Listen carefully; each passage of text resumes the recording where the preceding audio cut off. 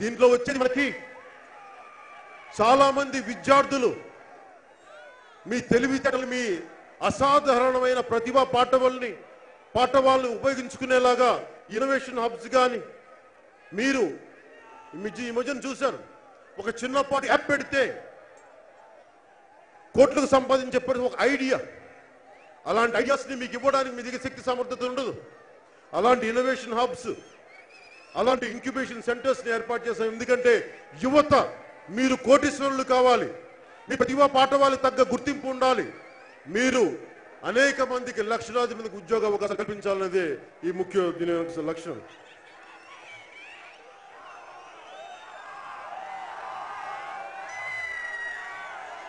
అలాగే ఉద్యోగాలు ప్రభుత్వం వచ్చిన 6 నెలల్లోనే ఏ మొదలైనా శ్రీకాకుళం నుంచి అనంతపురం దాకా ఏ మూలకెళ్ళినా ఏ జిల్లాకి వెళ్ళినా అడుగుతుందన్నా మాకు బ్యాక్లాగ్ ఉద్యోగాలు ఉండిపోయి పూర్తి చేయట్లేదంటే ప్రభుత్వం ఏమడుగుతుంది? ఖజానాలో డబ్బులు లేవంటారు. మీరు అడ్డగోలుగా దోపిడీ చేయడానికి వేల కోట్లు దోపిడీ చేయడానికి డబ్బులు ఉన్నాయే, ఉద్యోగాలు కల్పించడం డబ్బులు లేవా మీకు? అందుకు జనసేన ప్రభుత్వం నిర్ణయించుకుంది, మేనిఫెస్టోలో ప్రభుత్వం వస్తే నిర్ణయించుకుంటుంది, చేయబోతుంది.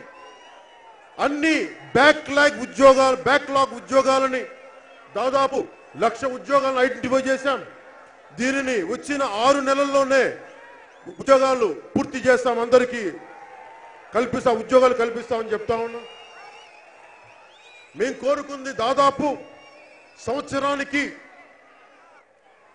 జనసేన ప్రభుత్వం వస్తే 10 లక్షల ఉద్యోగాలను టార్గెట్ చేశాం.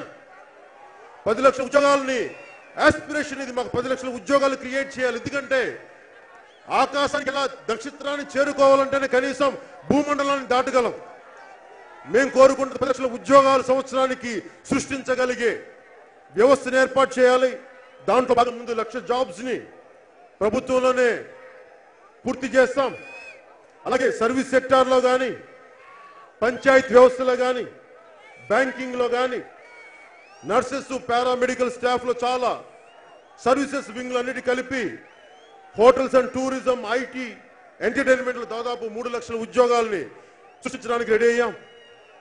అలాగే ఇన్ఫ్రాస్ట్రక్చర్ లో, ఎలక్ట్రానిక్స్ లో, ఫార్మసీలో దాదాపు ముందుగా రాగానే 50,000 జాబ్స్ ఐడెంటిఫై చేశాం. దాన్ని 2 లక్షల జాబ్ కి తీసుకెళ్తామని మీకు తెలియజేస్తా ఉన్నాను.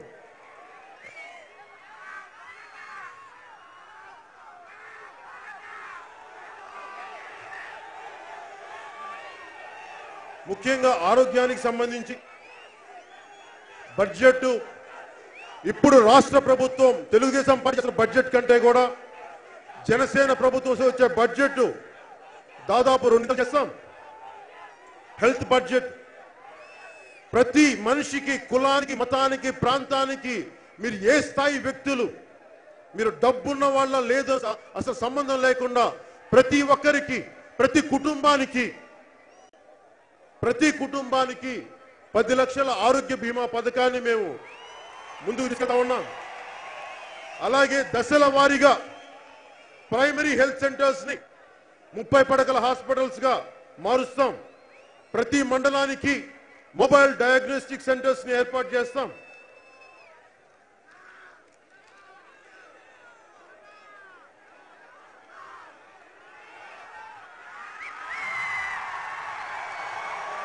ఇంకొకటి,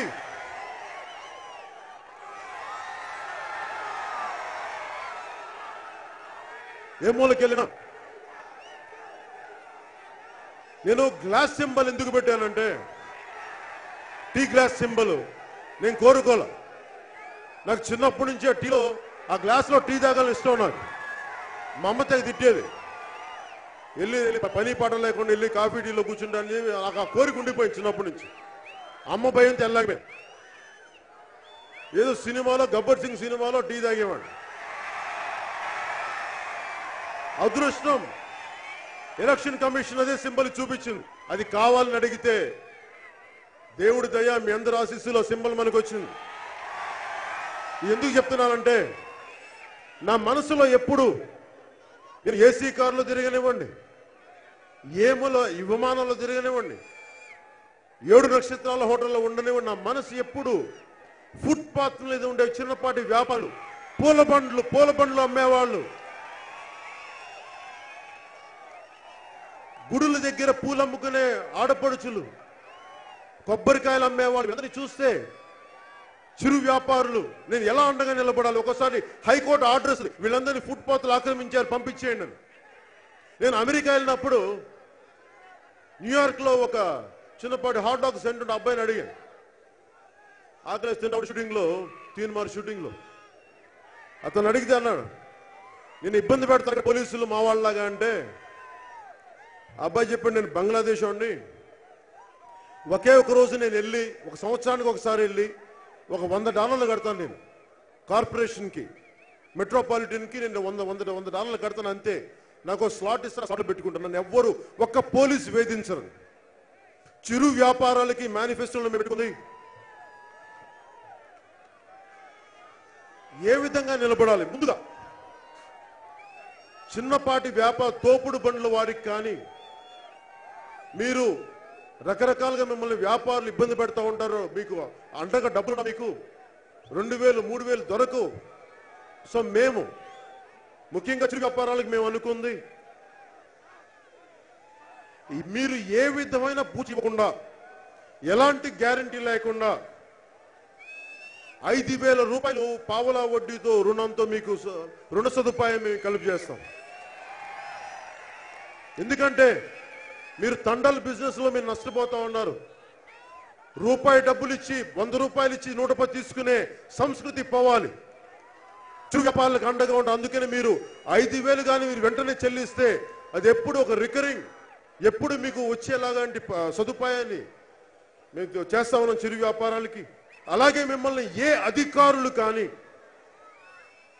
మున్సిపాలిటీ వ్యవస్థ కానీ, పోలీస్ వ్యవస్థ కానీ మిమ్మల్ని ఎవరు ఇబ్బంది పెట్టని ప్రత్యేకమైన సదుపాయాలు చిరు వ్యాపారాలకి మీరు మీ కుటుంబాలు బాగుండి మిమ్మల్ని వేధింపు ఎవ్వరూ కాకుండా కాపాడే బాధ్యత చిరు వ్యాపారాల కోసం జనసేన తీసుకుంటుంది.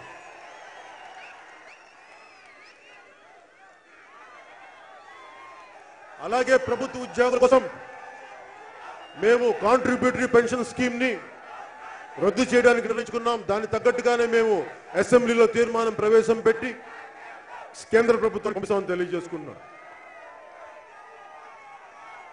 ముఖ్యంగా మేము కోరుకుంటుంది బీసీలకి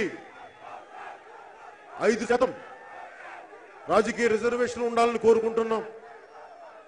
అలాగే కాపులకి 9వ షెడ్యూల్ ద్వారా రిజర్వేషన్లు కల్పించాలని దాన్ని ముందుకు తీసుకెళ్తాం.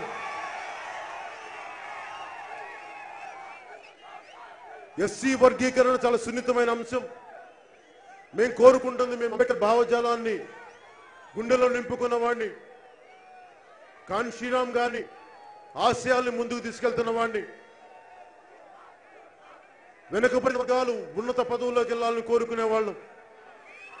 అందుకని ఎస్సీ వర్గీకరణ చాలా సున్నితమైన అంశం కాబట్టి ఇద్దరిని కూర్చోబెట్టి దీని సామరస్యపూర్వకమైన పరిష్కారం కోసం మేము మంచి బలమైన వాతావరణం కల్పించి మీకు ముందుకు తీసుకెళ్తామని తెలియజేసుకుంటా ఉన్నాను. అలాగే ఏ మూలకెళ్ళినా ఈ మధ్యన రాయలసీమకి వెళ్తే అక్కడ ముస్లింల స్థితి చూస్తే చాలా బాధ కలిగింది.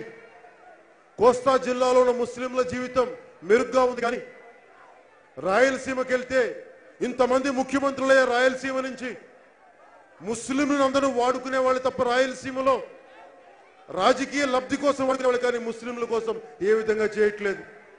అసలు ముస్లింలకు ఏం చేయాలి అన్నది సచ్చార్ కమిటీ చాలా బలమైన నిర్ణయాలు ఇచ్చింది. ఆ సచ్చార్ కమిటీ సిఫార్సుని వారి ఆర్థిక అభివృద్ధికి, అన్ని రకాల సామాజిక అభివృద్ధికి ఆ సచ్చార్ కమిటీ సిఫార్సుల్ని అమలు చేస్తామని తెలియజేస్తా ఉన్నాం. అలాగే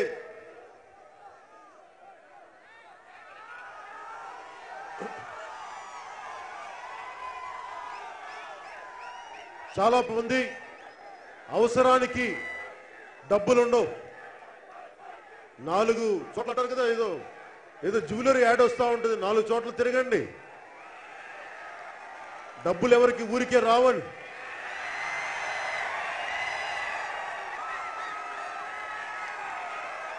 ఎందుకు చెప్తున్నానంటే కరెక్టే, డబ్బులు ఎవరికి ఊరికేరో, మరి మీకెందుకు ఆ డబ్బులు? మేము నిర్ణయించుకుంది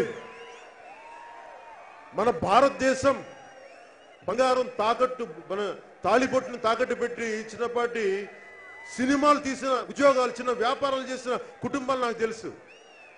ఒకసారి ఎంతో భర్త ప్రేమ కాటిన తాళిబొట్టును కూడా భర్త బాగుండాలని చెప్పి తాకట్టు పెట్టి ఒకసారి ఆ వ్యాపారం నష్టపోతే పోయిన సందర్భాలను వడ్డీ కట్టలేక, అలాంటి బంగారం మీద మీరు తాకట్టు పెడితే అది కేవలం ₹1 వడ్డీకే, మీరు బంగారు రుణ సదుపాయాన్ని మీద ₹1 వడ్డీకే కల్పిస్తాం. అది కూడా సంవత్సరం లోపుగా చెల్లించగలిగితే దాన్ని పావలా వడ్డీకే దాన్ని ఆపేస్తాం.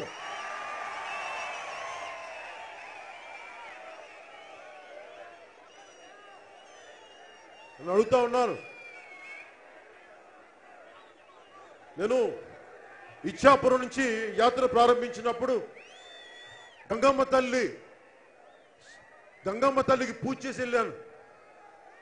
నా మత్స్యకారులు, నా కుటుంబీకులు ఎంత కష్టపడ్డారో నాకు తెలుసు. మన కాకినాడలో